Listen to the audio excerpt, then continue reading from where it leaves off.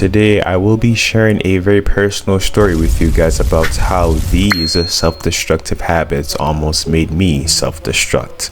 So let's go back a few years back to the 9th grade in high school.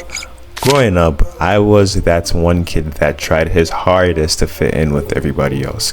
I never wanted to be different. I just wanted to blend in. Therefore, I would do whatever it takes to blend in. But I wasn't the only one that was like this. My best friend, Theodore, was also like this as well, which would lead us both down this very superficial and narrow road of chasing that high school fame.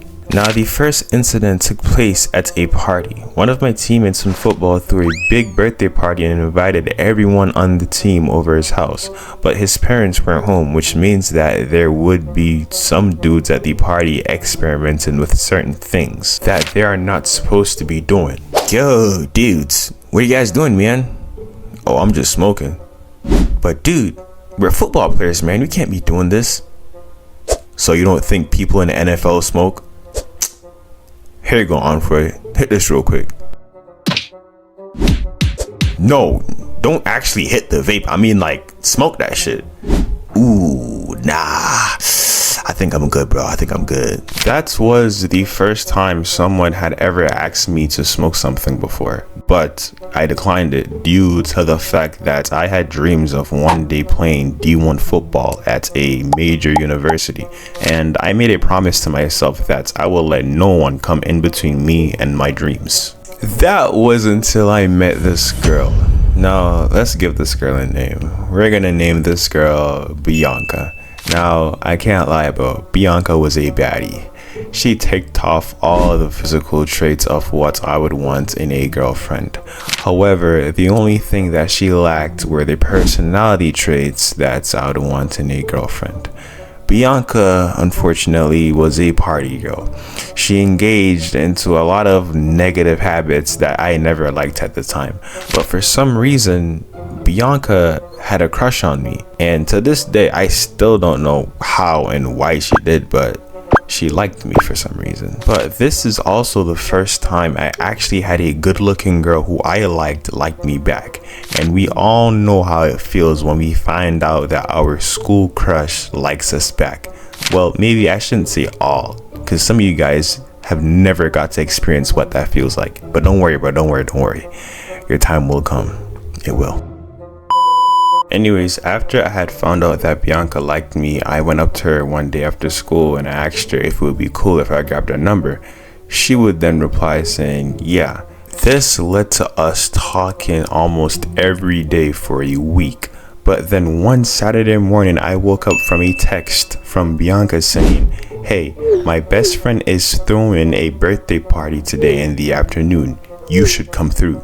Immediately, I felt a surge of anxiety rushing through my veins because, as I had mentioned before, Bianca was a party girl, which means that she hangs around other party girls. Therefore, I knew for sure that there would be somebody at the party smoking or inhaling things they aren't supposed to. So in order for me to feel comfortable, I had asked her if it would be cool if I brought my friend Theodore along, which she would then reply saying, yes, but we will be the only boys that's at the party. Now, depending on who you are, that could be a very good thing or a very bad thing.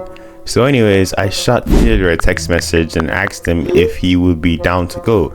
But this dude Theodore decided that he was gonna pull the celebrity card and leave me undelivered for 5 hours.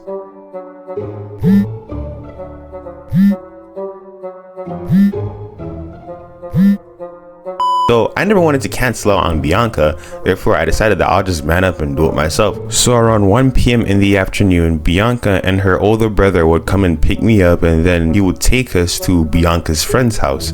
Now, as I entered the house, I realized that I was not the only boy that's at the party. There was another boy that was there. That boy was Caleb. Yup. The dude that smacked me up in the football locker room and made fun of me for not having a car. Yup. It's that. However, this was before Caleb had turned into a demon. He was really friendly to me, so when I saw him and he saw me, we were both happy that we weren't going to be the only guys that was there. Plus, he was on my football team as well, so we could just sit down and just talk about football for the entire party. So as the party started, Caleb and I were having a blast around all these girls, man, until somebody said, "Oh my god, we should all get fucking drunk." Man, when I heard that sentence leave that girl's mouth, my heart sank all the way to my balls, man. So this girl rushed to the living room where everybody was at and placed a whole bunch of alcohol on the table. This would then lead to everybody, and I mean everybody in the party drinking, including Bianca. Hey, Unfroy, have you ever drank before? Nah, I'm trying to stay away from that stuff right now. Oh, well, you know, one drink isn't gonna kill you, you know? I know, but I'm just trying to stay sober right now because of football, you know? Okay, that's fine. And that was it. I denied it. But I remember feeling a little bit weird being the only sober person that wasn't drinking at the party. Even Caleb was drinking, and Caleb at the time was one of the best football players on our team. So I thought to myself, is drinking really that bad? Like, is it really gonna ruin my life? And I'm only gonna take like a few sips, you know? So I turned to Bianca and I asked her if I could try some of what she's having, to which she would reply saying, sure. So she handed me the alcohol, and I remember closing my eyes before I had tasted alcohol for the first time in my life. To be honest, that shit was low-key good, I can't lie. It was Smirnoff Ice, but I'm not too sure what flavor it was.